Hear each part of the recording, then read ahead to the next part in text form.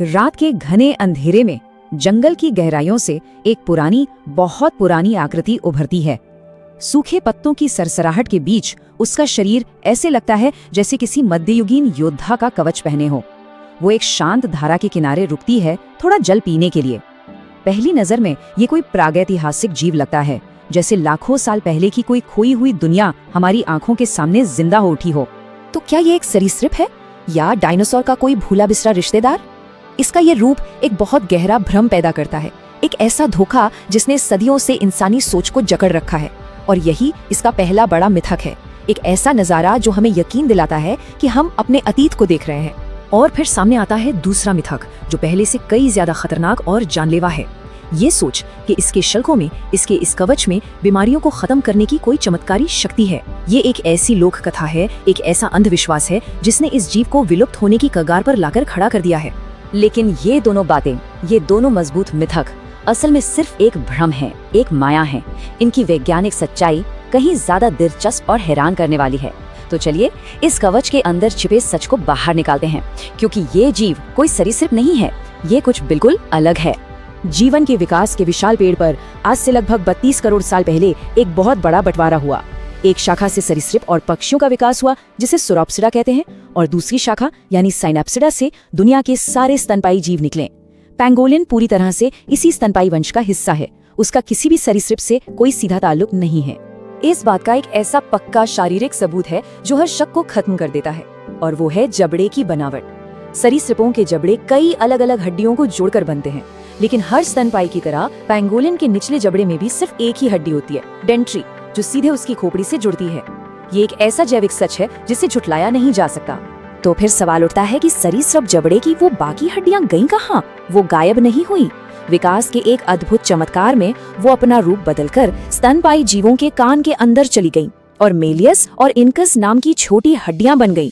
यही वो हड्डियां हैं जो हमें और पैंगोलिन जैसे बाकी स्तनपाई जीवों को सुनने की बेहतरीन शक्ति देती हैं। तो सरीसृप होने का मिथक तो टूट गया। अब हम उस दूसरे और सबसे विनाशकारी मिथक की ओर बढ़ते हैं, यानी इसके शल्कों में औषधीय गुण होने का दावा। अब हम भावनाओं से नहीं, बल्कि कठोर जैव रासायनिक तथ्यों से इस झूठ की परतें उधेड़ेंगे।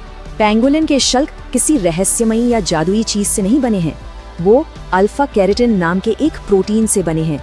आपको जानकर हैरानी होगी कि ये वही पदार्थ है जिससे इंसानों के नाखून और बाल बनते हैं, और दूसरे जानवरों के पंजे और खुर। ये कोई अनोखा यौगिक नहीं, बल्कि स्तनपाई जीव विज्ञान का एक बहुत ही आम और बेजान हिस्सा है। जब पैंगोलिन के शल्क का रासायनिक विश्लेषण किया जाता है और उसकी तुलना मान लीजिए एक सूअर के खुर से की जाती है, तो नतीजा चौंकाने वाला होता है। दोनों की रासायनिक बनावट लगभग एक जैसी है। उनमें मौजूद सूक्ष्म तत्व, अकार्बनिक पदार्थ सब कुछ समान है। यानी इसमें कोई अनोखा औषधीय या जादुई तत्व है ही नहीं, ये सिर्फ केराटीन है। फिर भी एक खास अफवाह बहुत जोर शोर से फैली हुई है कि पैंगोलिन के शल्कों में ट्रामाडोल नाम की एक शक्तिशाली दर्द निवारक दवा कुदरती तौर पर पाई जाती है। ये एक बहुत ही खास दावा है, और विज्ञान ने इसका भी सीधा और आखिरी जवाब दे दिया है। उच्च रेजोल्यूशन मास स्पेक्ट्रोमेट्री, जो कि आणविक स्तर पर पदार्थों की पहचान करने की सबसे सटीक तकनीक है, उसका इस्तेमाल करके दुनिया भर की सभी 8 पैंगोलिन प्रजातियों के 104 अलग अलग नमूनों की जांच की गई। नतीजा 0। ट्रामाडोल का एक भी कण नहीं मिला। सच तो ये है कि ट्रामाडोल एक सिंथेटिक यानी इंसान की बनाई हुई दवा है। ये प्रकृति में और खास तौर पर पैंगोलिन में पाई ही नहीं जाती। इस वैज्ञानिक विश्लेषण का निष्कर्ष बिल्कुल साफ है। स्वास्थ्य लाभ के लिए पैंगोलिन के शल्कों को खाना जैविक रूप से अपने ही नाखूनों के टुकड़े चबाने जैसा है। जैव रासायनिक स्तर पर दोनों में कोई फर्क नहीं है। ये औषधीय मिथक विज्ञान के कठोर तथ्यों के सामने पूरी तरह से ढह जाता है। तो अब जब हमने इन मिथकों को तोड़ दिया है, तो चलिए पैंगोलिन की असली कहानी जानते हैं, जो एक विकासवादी चमत्कार की कहानी है। इसके कवच का सच किसी भी मिथक से कहीं ज्यादा असाधारण है। ये बायोमैकेनिकल इंजीनियरिंग का एक जीता जागता शाहकार है। ये तस्वीर इसके कवच की ताकत को दिखाती है। एक शेर, जंगल का सबसे बड़ा शिकारी, अपने जबड़ों की पूरी ताकत लगा रहा है, लेकिन पैंगोलिन का कवच अभेद्य है, उसे तोड़ा नहीं जा सकता। ये कोई मामूली सुरक्षा नहीं है, ये लाखों सालों के विकास से तैयार हुई एक active high performance defence system है। तो ये काम कैसे करता है? जैसे ही खतरा महसूस होता है, पैनिकुलस कार्नोसिस नाम की एक विशाल मांसपेशी जो लगभग पूरे शरीर पर फैली होती है, जबरदस्त बल से सिकुड़ती है। ये कोई आम मांसपेशी नहीं, बल्कि एक शक्तिशाली परत है जो रीढ़ की हड्डी को एक परफेक्ट गोले में मोड़ने के लिए भयानक ताकत पैदा करती है, जिससे सारे शल्क आपस में फंसकर एक ठोस अभेद्य गुंबद बना लेते हैं।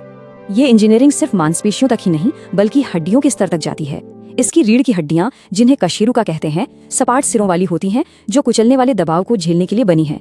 इन हड्डियों पर बने उभार एक दूसरे में कसकर फंस जाते हैं, जो रीढ़ को दाएं बाएं मुड़ने से रोकते हैं, लेकिन उसे अविश्वसनीय रूप से ऊपर नीचे झुकने देते हैं। यही अनोखी बनावट शरीर को एक आदर्श गोले में बदलने के लिए जरूरी लचीलापन देती है। हमने देखा कि पेंगोलिन का कवच प्रकृति के सबसे ताकतवर शिकारियों के खिलाफ एक बेहतरीन सुरक्षा है, लेकिन इसी असाधारण रक्षा प्रणाली में एक बहुत गहरी और दुखद खामी भी छिपी है। लाखों सालों के विकास ने इस रक्षा कवच को परफेक्ट बनाया है। शेर, बाघ, तेंदुए, इस ग्रह के सबसे मजबूत जबड़े भी इसे तोड़ नहीं सकते। ये विकास की हथियारों की दौड़ में प्रकृति का सबसे बड़ा जवाब था। लेकिन जो आदत इसे शेर के जबड़ों से बचाती है, वही आदत इसे इंसानों के सामने पूरी तरह लाचार बना देती है। जब पेंगोलिन को खतरा महसूस होता है तो वो भागता नहीं, लड़ता नहीं, वो बस वही करता है जिसके लिए उसका विकास हुआ है। वो एक गेंद में सिमट जाता है, एक बेजान, उठाने में आसान गेंद में। और विडंबना देखिए कि इसका नाम भी उसी व्यवहार से जुड़ा है जो अब इसके वजूद के लिए सबसे बड़ा खतरा बन गया है। पेंगोलिन मलाई भाषा के शब्द पेंगोलिंग से आता है, जिसका मतलब है लुढ़कने वाली चीज।